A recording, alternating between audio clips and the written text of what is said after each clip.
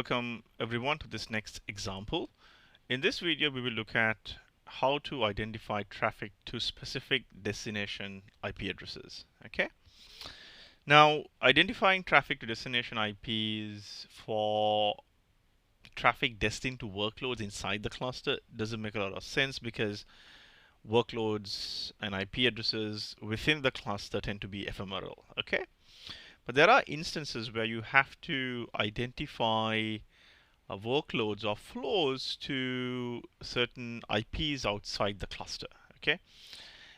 This, for example, could be to let's say an IP representing a service within your environment. It could potentially be, let's say, if you want to identify workloads sending traffic to public IP addresses, or even workloads probably sending traffic to, let's say, potentially malicious IP addresses based on a threat feed, for example. Okay.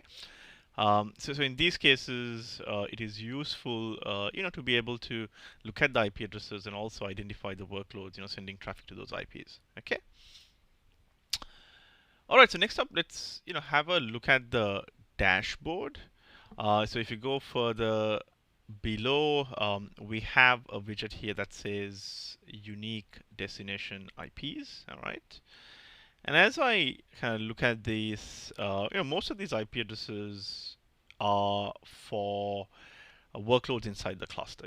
I'm aware that 10.2.4 is my cluster pod side range. But as I kind of navigate through this, I can see traffic to certain public IPs as well. Okay.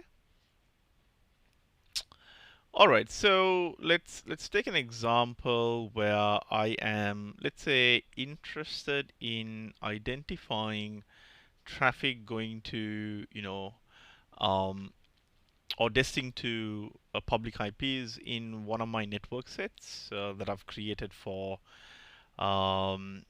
geo IPs representing countries with, let's say, embargoes. And this is just an example. I could apply a query for that over um, over here. Okay, I can select this. It's the same as hovering over the destination name aggregate over here and clicking on the plus sign, and I can see that I have a workload that initiated traffic to this IP address.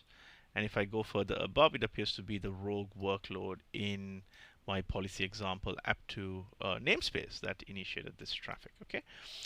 So if I want to, let's say, correlate this traffic, for example, with my firewall logs, right? As you know, when traffic egresses the cluster, upstream firewalls don't have visibility into the workload that initiated the traffic, right?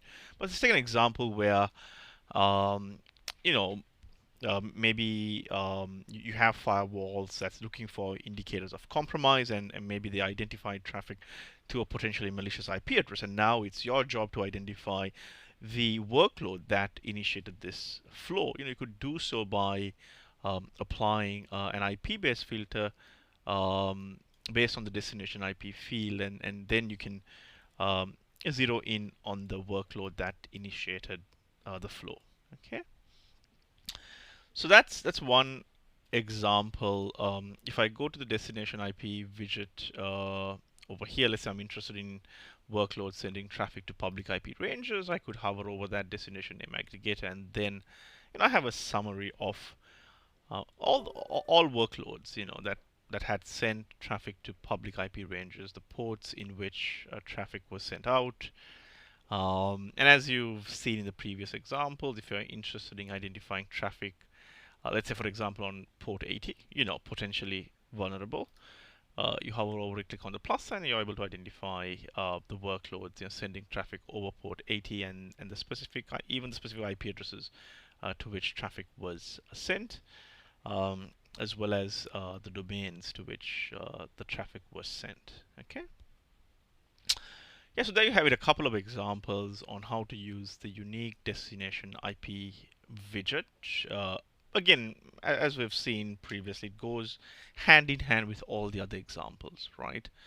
It's not that you use one widget. You would most likely use a combination of a few widgets to zero in on the information that you are looking for.